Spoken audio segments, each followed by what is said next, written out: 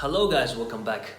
So in last videos, I shared with you guys the Sapir-Whorf hypothesis, namely how different languages or different characteristics of languages influence how we perceive and organize the world. So in this video, I want to share with you guys some of my personal experiences on how my native language influenced my perception of the world, as well as how it influenced my speaking of other languages.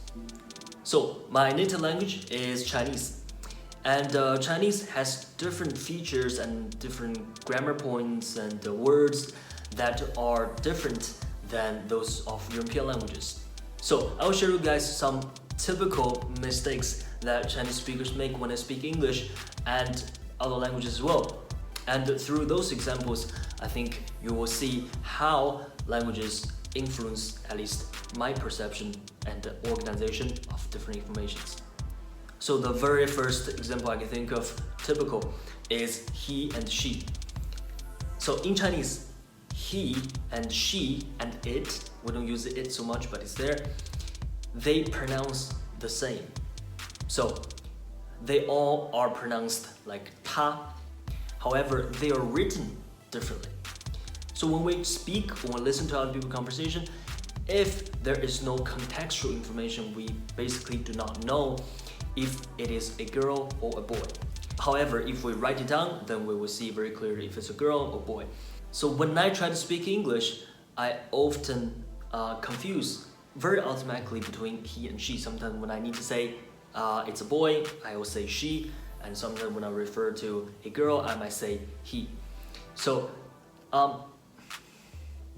even all the way until now, like after 10 years of speaking and using English daily, I still make this mistake. And the second very common mistake that Chinese people make is about plural and agreements. So in Chinese, we do not have plural. I mean, of course, there are ways for us to say if there are like 3 apples or there are 10 people there. But essentially, we do not change the verb forms to express or to state that if it's a one or plural. So because of this feature in Chinese language, when we try to speak English, we often confuse singular or plural. It's both for the verb as well as for the noun. It's very interesting because when it's singular as a verb, right? If it's he, she, it, then you should add s. But for nouns, it is plural that add s. It's not an S. Essentially, when we speak Chinese, we do not need to pay any attention on this agreement thing ever. We don't need to think about it at all. Therefore, because of this, when I speak English, I often overlook the agreements. So even if we try to operate in a new operating system like in English, those information do not register in our mind. Learning and speaking Czech language is another first-hand personal experiences convinced me of the Sapir-Whorf hypothesis. So Czech is a Slavic language. In this language, there is a very, very complex system of cases. So when I'm learning Czech, the concept of these cases is the hardest thing, because neither Chinese nor English has any concept of these cases.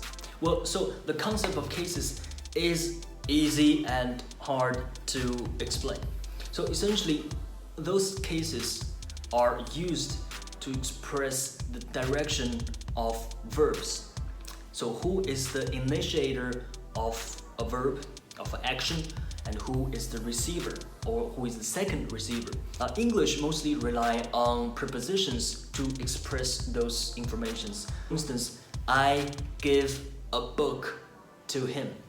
So with this to him, with this preposition, we know the book is the direct receiver of give, while him is the secondary receiver of the action.